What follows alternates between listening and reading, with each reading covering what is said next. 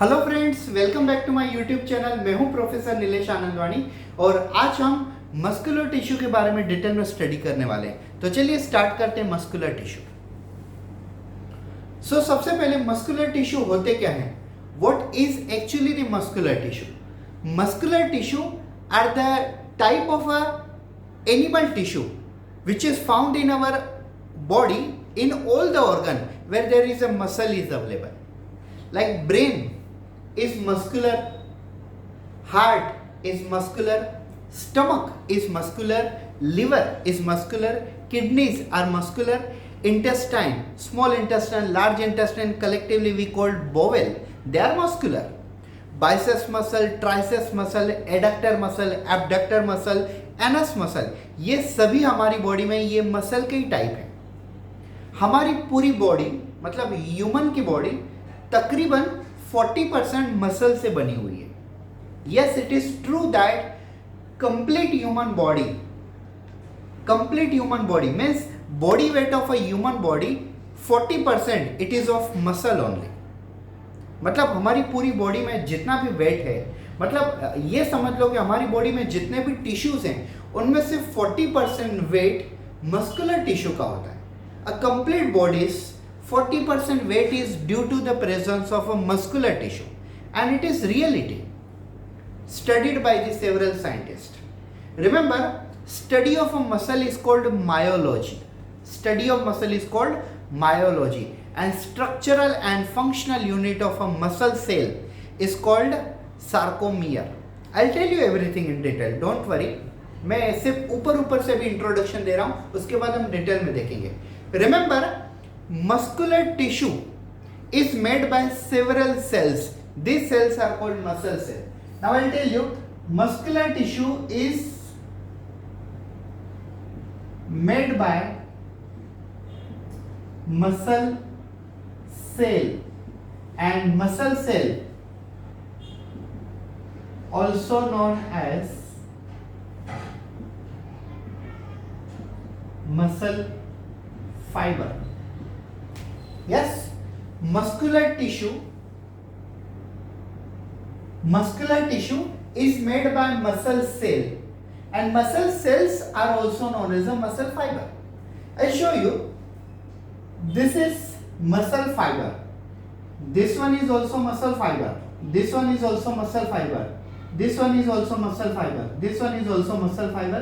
Muscle fiber, muscle fiber, muscle fiber, several muscle fiber, and finally turn into what? Muscular tissue. Yes, ये सभी क्या है? ये muscle cell. This is muscle cell. This one is muscle cell. This one is muscle cell. ये सभी के सभी muscle cell है। लेकिन ये जब सब मसल सेल पास में आ जाते हैं तो इनको हम क्या कहते हैं? Muscular tissue. All these single cells are muscle cell, they are also called muscle fiber, but when they unite with each other they turn into the muscle tissue और मस्कुलर टिश्यू। अब हम ये देखें, ये जो हमारे बाइसेप्स मसल होते हैं, ये मसल मतलब ये एक ऑर्गन है और ये ऑर्गन किससे बना होगा? ऑब्वियसली मस्कुलर टिश्यू से बना होगा। और ये मस्कुलर टिश्यू किससे बने होंगे? तो ऑब्वियसली ये मसल सेल से बने होंगे, मतलब मसल फाइबर से बने होंगे। अब मैं आपको एक सिंगल मसल सेल के बारे में डिटेल में बता रहा हूं। Now I am going to tell you single muscle cell in individual and in zooming one. अभी मैं आपको मस्कुलर टिश्यू जो समझा रहा हूं उसमें से एक सिंगल सेल के बारे में बता रहा हूं। So just I am explaining you this cell. So this one is muscle fiber, also known as a muscle cell. Remember, like every cell have a outer membrane called plasma membrane, plasma lemma or cell membrane. Same way, muscle cell also have a outer membrane. This membrane is called sarcolemma. Remember, whenever the word sarco comes, just keep it in mind, it is related to muscle tissue or muscular tissue. जब भी आपके सामने Sarco ये शब्द आता है, उसके आगे क्या है वो मैटर नहीं करता, लेकिन जब भी सार्को ये शब्द आता है तो आप समझ लीजिए ये मस्कुलर टिश्यू से, मसल से जुड़ा हुआ शब्द है। मतलब इसका जो मीनिंग होगा वो मसल से रिलेटेड होगा। तो ये देखिए sarcolemma, like a plasmolemma means plasma membrane or cell membrane. Same way, sarcolemma, lemma means outer covering. Yes, like a plasmolemma, lemma means outer covering, sarco means muscle. तो ये क्या हो गया, मसल सेल के आउटर कवरिंग को हम क्या कहेंगे, sarcolemma. Now sarcolemma also have a cytoplasm, but what word you will put for the what word you will use for the muscle fiber? तो मसल फाइबर में जो साइटोप्लाज्म होता है उसे हम नॉर्मल साइटोप्लाज्म नहीं कहेंगे, उसे हम क्या कहेंगे, सार्कोप्लाज्म. क्या कहेंगे, sarcoplasm.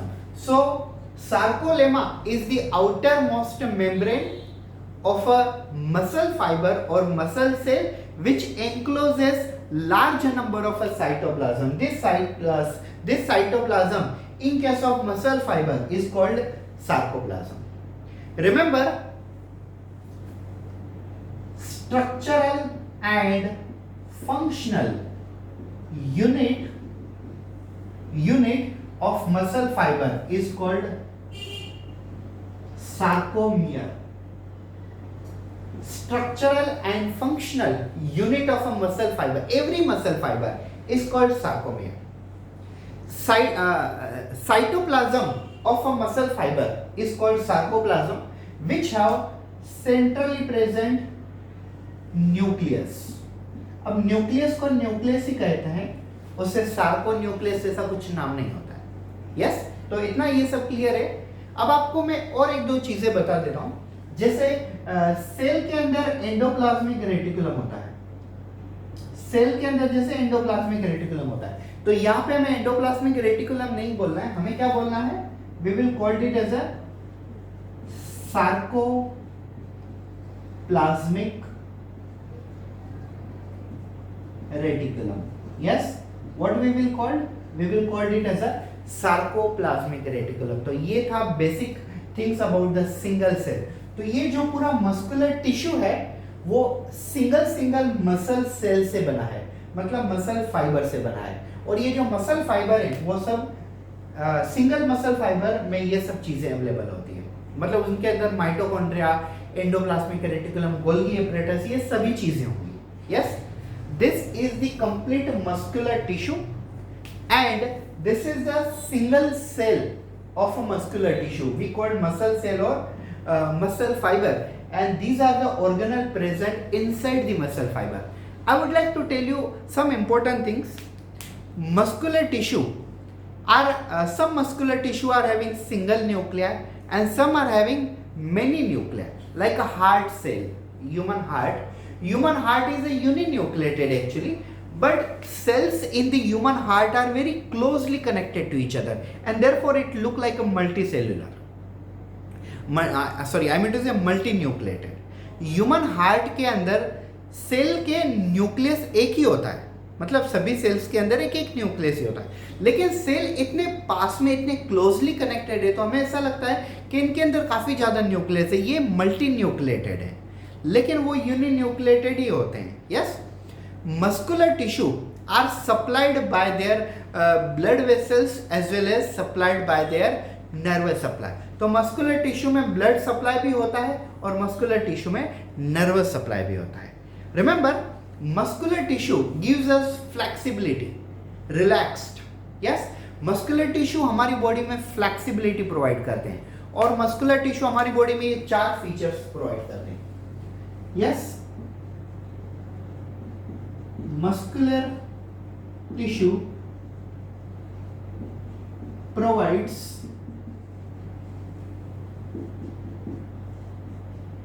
you can say flexibility,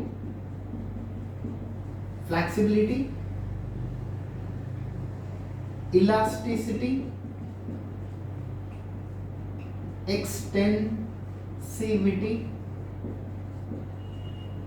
and contractility. Yes, muscular tissue provides these 4 important features और ये चारों के चारों फीचर सभी मस्कुलर टिश्यू में अवेलेबल होते हैं. Muscular tissue provides us flexibility. It also provides elasticity. It also provides extensibility. Extensivity और extensibility is one and the same thing. And also provides a contractility. तो ये चारों के चारों important features होते हैं muscular tissue के. Now I'll tell you how does muscular tissue provide all these features. Yes, muscular tissue ये चार चीजें कैसे provide करता है मैं आपको वो बताता हूँ. It is just because muscular tissue have contractile protein. Muscular tissue have contractile protein, and contractile protein present in the muscular tissue. Contractile protein present in the muscular tissue is of two categories. One is a actin protein, and second one is myosin protein. Actin is a thin protein and myosin is a thick protein. Yes, actin is a thin protein and myosin is a thick protein. मैं फिर से एक बार आपको बता देता हूँ. Muscular tissue shows this four very important property like a flexibility, elasticity, extensivity and contractility. Just because muscular tissues are characterized by presence of contractile protein. अब आप ये सोचोगे कि कॉन्ट्रैक्टाइल प्रोटीन मतलब क्या? ऐसा प्रोटीन जो हमारे मसल्स को कॉन्ट्रैक्शन करने में मदद करता है. अब मैं आपको बताता हूं, जैसे हमारा हार्ट है तो हार्ट कॉन्ट्रैक्ट होता है, रिलैक्स होता है, कॉन्ट्रैक्ट होता है, रिलैक्स होता है. What is actually contractile protein? Contractile proteins are those protein which help us in contraction of our muscle. Like biceps muscle, we are contracting biceps muscle, then we are relaxing biceps muscle. We are contracting heart muscle, then we are relaxing heart muscle. So for the purpose of contraction, we need some contractile protein, and we have a list of a two category protein. One is a actin protein, second one is a myosin protein. Actually, actin is a thin protein. Actin is a thin protein, and this actin protein is further made by two type of protein. मैं आपको यहाँ पे बताता हूँ. Actin protein is made by two type of protein. One is a F and second one is a G. What is F protein? F protein stand for filament protein. And what is G stand for? G stand for globular protein. G stand for globular protein. Now I'll tell you myosin protein. Myosin protein is made by meromyosin. मतलब ये जो myosin protein है ये खुद एक protein है, लेकिन वो उनके सब प्रोटीन से बना हुआ है. तो मायोसिन मेन प्रोटीन होता है, लेकिन मायोसिन किससे बना हुआ है? मेरोमायोसिन से बना हुआ है. और मेरोमायोसिन के भी दो प्रकार होते हैं. One is you can say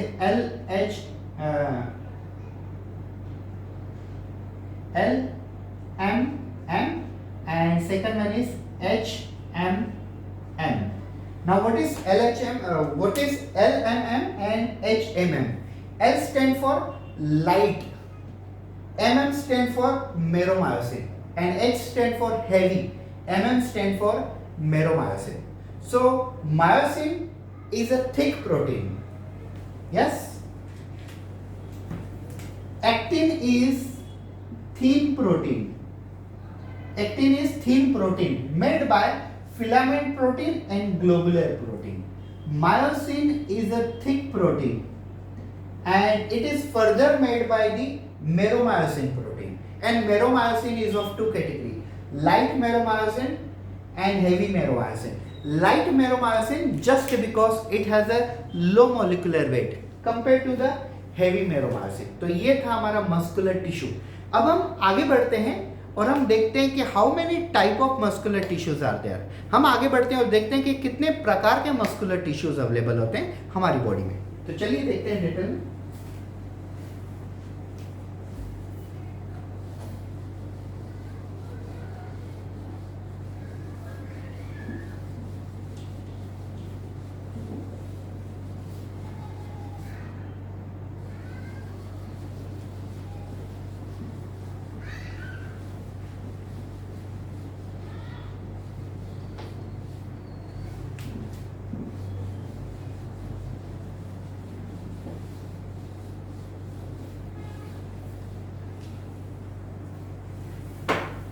So according to the nature, according to the location, means position, and according to the role in our body, muscular tissues are of 3 category. So we are going to do the classification. Muscular tissue is of 3 category. First, you can say skeletal muscular tissue. Second one, visceral muscular tissue. And third one, cardiac muscular tissue. Yes, skeletal, visceral, cardiac. Yes, now I'll tell you, skeletal muscular tissue are also called striated muscular tissue. Visceral muscular tissue are unstriated muscular tissue. And cardiac muscular tissue, actually cardiac are also striated. अब मैं आपको एक clear एक चीज बता दूं, ये जो कार्डियक मसल है वो सिर्फ हमारे हार्ट में प्रेजेंट है, और ऑलमोस्ट कोई भी टीचर कार्डियक मसल स्ट्राइटेड में आते हैं या अनस्ट्राइटेड में आते हैं ये चीजें नहीं बताते। मैं आपको बता देता हूं कि ये क्यों नहीं बताते।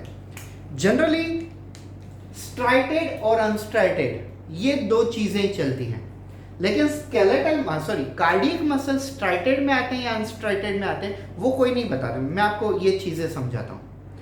अगर आप हमारे बॉडी में से कोई भी मसल का एक थिन सेक्शन लेते हो, जैसे हम रूट लेते हैं, स्टेम लेते हैं, उनकी थिन सेक्शन लेते हैं और स्लाइड में यूज करके फिर माइक्रोस्कोप में देखते हैं उन्हें, सेम वे अगर आप हमारी पूरी बॉडी में से कोई भी मसल का एक थिन सेक्शन लेते हो और उसे माइक्रोस्कोप में ऑब्जर्व करते हो तो आपको कुछ ऐसे लाइनिंग्स दिखाई देगी।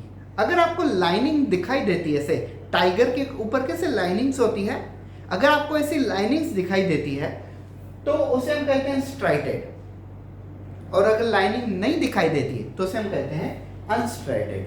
तो हमारी बॉडी में जो स्केलेटन से रिलेटेड, मतलब जो स्केलेटन से जुड़े हुए मसल हैं, वो सभी के सभी मसल स्ट्राइटेड कैटेगरी में आते हैं, क्योंकि उनके ऊपर एक लाइनिंग आती है, उन्हें हम कहते हैं स्ट्राइटेड मसल। और बाकी हमारी बॉडी में जो सॉफ्ट ऑर्गन होते हैं, जैसे स्टमक है, लिवर है, यस, रिप्रोडक्टिव सिस्टम के कुछ पार्ट्स हैं, यूरिनरी सिस्टम के कुछ पार्ट्स हैं, तो इनके ऊपर लाइनिंग नहीं दिखती है, इनको हम कहते हैं अनस्ट्राइटेड। लेकिन अगर आप हार्ट मसल को माइक्रोस्कोप में देखोगे तो आपको ये लाइनिंग दिखेंगी, इसे हम कहते हैं स्ट्राइटेड। क्लियर है? What is actually striated and unstriated? If you take any, you can say a muscle of our body, and if you take a very thin section, like how we take a thin section of a root, stem, leaves, etc., etc. Same way, if you take any muscle of our body, and if you take a very thin section, and if you observe it under a microscope, you will get some lining or patches. If you get lining, then these muscles are striated. If linings are not there, then these are unstriated. Heart muscle, cardiac muscles are actually heart muscle. Cardiac muscles are only present in human heart. If you take a thin section of a cardiac muscle, heart muscle, then you will get some linings are there. So these are also categorized as a striated muscle. Now I'll tell you in detail. ये actually ये चीज समझने में जो कोई अगर कोई teacher अगर ये वीडियो देखते हो तो शायद ये चीजें इजीली समझ जाए, क्योंकि अगर आप हार्ट मसल के बारे में डिटेल में पढ़ोगे अगर विकिपीडिया से, तो आपको पता चलेगा कि हार्ट मसल के ऊपर भी लाइनिंग आती है अगर आप माइक्रोस्कोप में देखते हो तो इनको भी हम स्ट्राइटेड ही कैटेगरी में काउंट करते हैं। तो स्ट्राइटेड वो होते हैं जिनको लाइनिंग होती है मसल में, अनस्ट्राइटेड वो होते हैं जिनके ऊपर लाइनिंग नहीं होती है। तो चलिए आगे बढ़ते हैं, मैं आपको डिटेल में बता देता हूँ। What is skeletal muscle? क्या होते हैं skeletal muscle? Skeletal muscle are those type of a muscle which are associated to skeleton of our body. Like we have humerus hair, we have ulnar radius, yes, we have femur hair in the leg and tibia and fibula. तो हमारे हाथों में यहाँ पे humerus bone होता है, ulna radius होता है, और पैरों में फीमर और टिबिया फिबुला ये बोन होते हैं। ठीक है, तो ये बोन से जो भी मसल जुड़े हैं इन सब मसल को हम क्या कहते हैं, इनको हम कहते हैं स्केलेटन मसल। और इन मसल्स के ऊपर लाइनिंग्स भी होती है, तभी हम इनको कहते हैं स्ट्राइटेड मसल। अब ये वाले जो मसल होते हैं ये हमारे ब्रेन के कंट्रोल में होते हैं। Yes, they are control by central nervous system, so they are called voluntary muscle. Yes, they are called voluntary muscle. ये चीज समझ लीजिए, ये वाले जो मसल हैं, मतलब हमारे हाथों के ऊपर जो मसल हैं, हमारे पैरों के ऊपर जो मसल है, ये वाले हमारे ब्रेन के कंट्रोल में आते हैं, तभी हमें इनको क्या कहते हैं, वॉलेंटरी मसल। ये चीज क्लियर कर लीजिए आप अपने माइंड में। वॉलेंटरी और अनवॉलेंटरी का मतलब क्या होता है। वॉलेंटरी मसल, जैसे अगर मैं आपको कहूं कि आप मेरे ये काम कीजिए, आपको ये होमवर्क करना है, आपको ये पढ़ाई करनी है, तो अगर आप मेरी बात मानते ही हो तो आप वॉलेंटरी हो, मतलब आप मेरे कंट्रोल में हो। लेकिन अगर आप वो चीज़ें नहीं करते हो तो आप इनवॉलेंटरी हो, आप अपने कंट्रोल में हो।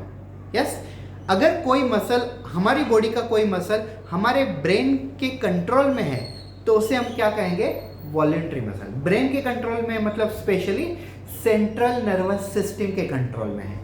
If any muscle in our body is controlled by central nervous system, CNS, then such kind of muscle is called voluntary muscle. And I would like to tell you that our muscle present on our head, muscle present in our leg, which is related to skeleton, these muscles are voluntary muscle. Now say for example, if I wanted to pull my hands like that, up down, right left. Yes, मेरा वाला right ये side है, तो मैं मेरे हाथों की movement जैसी मुझे करनी है वैसे मैं कर सकता हूँ। जैसे मैं अभी मूवमेंट कर रहा हूँ तो मैं अपने पैरों की और हाथों की मूवमेंट मेरी ब्रेन की इच्छा से कर रहा हूँ। So they are control by our will power. ये मसल हमारी ब्रेन के विल पावर से कंट्रोल होते हैं, तो इनको हम कहते हैं वॉलेंटरी मसल। यस, जो भी मसल हमारे ब्रेन के सेंट्रल नर्वस सिस्टम से कंट्रोल होते हैं उनको हम क्या कहते हैं, वॉलेंटरी मसल। अब हम आते हैं विसरल मसल की तरफ। Visceral muscles are very soft muscle. They are present in different parts of our body, like some important parts of reproductive system, like a female reproductive system, uterus is a visceral muscle. Uterus के अंदर कौन से muscle आते हैं, visceral muscle. So visceral muscles are present in our stomach, they are present in our small and large intestine, they are present in the reproductive parts, some important reproductive parts like a uterus.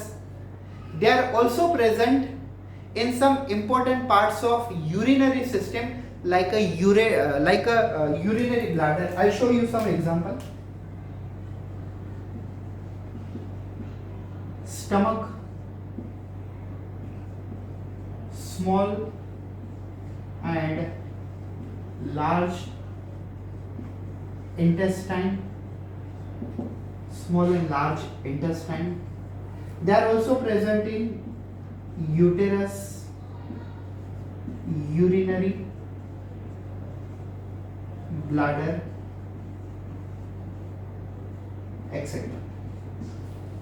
Yes.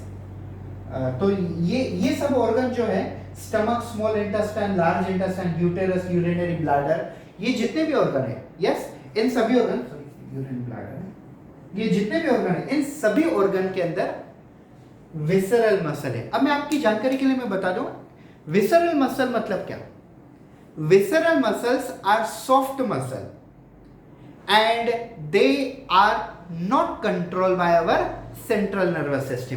अगर ये हमारे central nervous system के control में नहीं है, yes, not control by central nervous system, so what you will call, we will call them, yes, अगर ये voluntary muscle है तो इनको हम क्या कहेंगे, यस, अनवॉलेंटरी, इनवॉलेंटरी, आप कुछ भी कह लो, सो दीज आर इनवॉलेंटरी